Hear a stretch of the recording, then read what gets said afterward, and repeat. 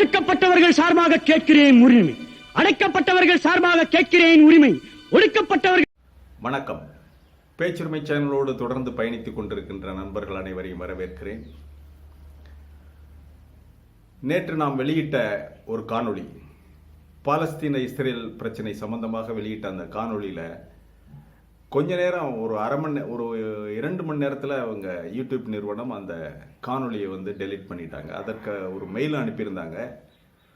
அது அவங்களுடைய கம்யூனிட்டி கைட்லைன்ஸை நம்ம மீறிட்டோம்னு சொல்கிறாங்க. அதாவது ஹமாஸ் போன்ற உலகில் தடை செய்யப்பட்ட பயங்கரவாத இயக்கங்களுடைய பேச்சுக்கள் அடங்கிய வீடியோக்களை நீங்கள் வெளியிடக்கூடாது, அது சட்டப்படி குற்றம், கைட்லைன்ஸை மீறிய செயல் அப்படின்னு சொல்லி நம்ம யூடியூப் பயன்படுத்தும் போதே அவங்களுடைய கைட்லைன்ஸை எல்லாம் நம்ம ஏற்றுக்கிறதா, நம்ம ஃபாலோ பண்ணுறதா சொல்லியிருக்கோம்.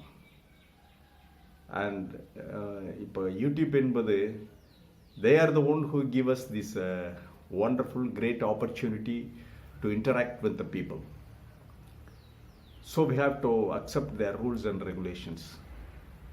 அவங்களுடைய கைட்லைன்ஸை நம்ம ஃபாலோ பண்ணுறதா, ஒப்பே பண்ணிக்கிறதா அக்செப்ட் பண்ணிட்டு தான் நம்ம பண்ணியிருக்கோம், நம்ம அதுக்குள்ளே போயிருக்கோம். ஸோ அதை நம்ம ஃபாலோ பண்ணணும். அது நமக்கு தெரியாமல் போச்சு.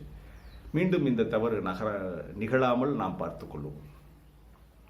இன்று நாம் பார்க்க இருப்பது வழக்கம் போல் திரு அண்ணாமலை, அண்ணாமலை அவருடைய அந்த ஒரு விரல் புரட்சியை வைத்து அவர் செய்த இன்னொரு விரல் புரட்சி, அது கிழிந்து தொங்கிய முகம், அவர்களுடைய திட்டமிட்ட அந்த பொய் பிரச்சாரத்தை வெளிக்கொணர்ந்த அந்த ஒரு விரல் புரட்சி. பேச்சுரிமை சேனலுக்கு நீங்கள் மறக்காமல் சப்ஸ்கிரைப் பண்ணிவிட்டு பெல் பட்டனை அழுத்துங்கள், கமெண்ட் செய்யுங்கள், ஷேர் செய்யுங்கள், பிடித்திருந்தால் லைக் செய்யுங்கள். இப்போ அண்ணாமலை அவர்கள் 1,00,000 ஓட்டுகளை காணோம். 1,00,000 ஓட்டுகள் டெலிட் செய்யப்பட்டு விட்டன. 1,00,000 வாக்குகளை இந்த என்னுடைய தொகுதியில் இருந்து நீக்கிட்டாங்க.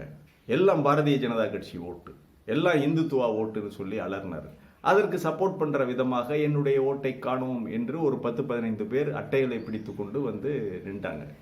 என்ன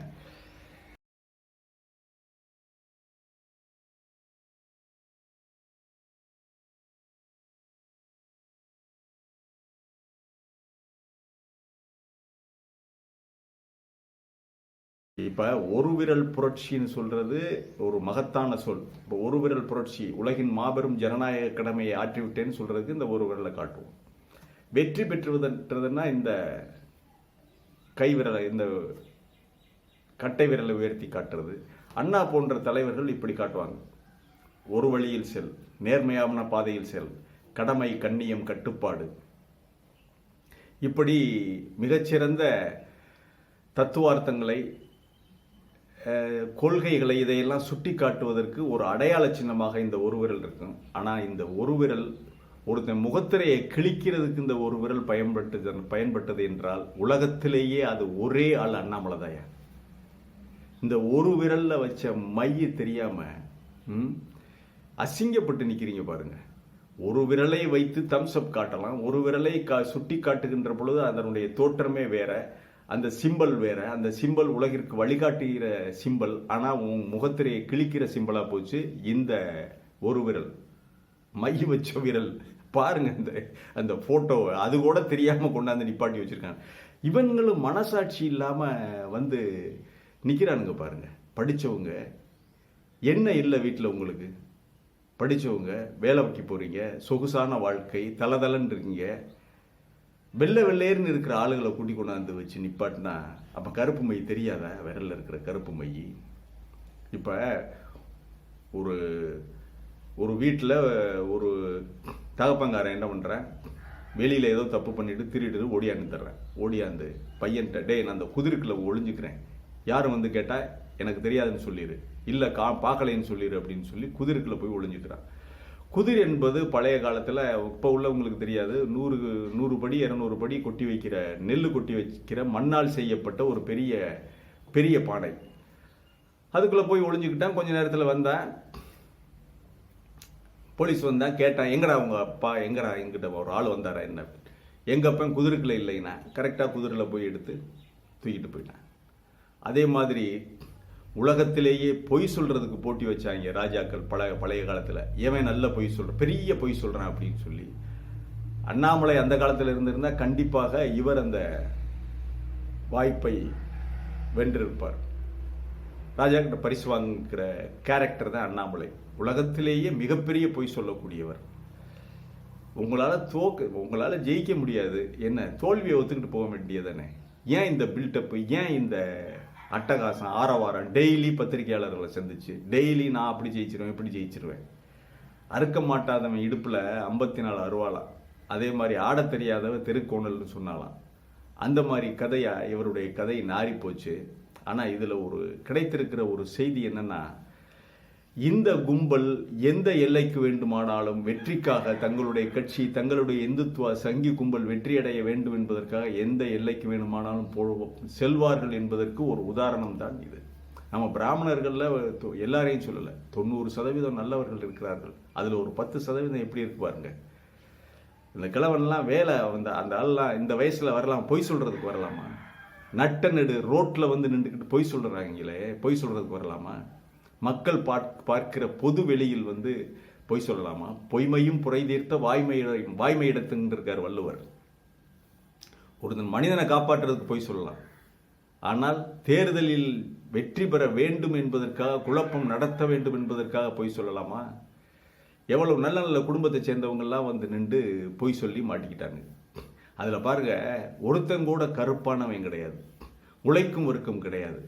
அவனை கொண்டாந்து நிப்பாட்டி வச்சிருந்தா கூட அவன் இந்த மை வெளியே வந்திருக்காது, வெளிப்பட்டிருக்காது. ஏன்னா நிறமே கருப்பு. அப்போ வச்ச மை எப்படி தெரியும்? அதுவும் தெரியாது, காணாமே போயிருக்கும்.